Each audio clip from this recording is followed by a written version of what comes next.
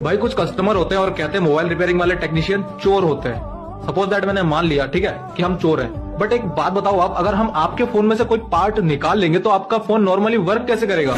आप ये बताओ हमें पहले। और आप लोग बोलते क्या हो, हमारे फोन में से माइक निकाल लिया, हमारे फोन में से स्पीकर निकाल लिया। और भाई कुछ महान लोग तो ये भी बोलते हैं हमारे फोन में से आईसी निकाल लिया।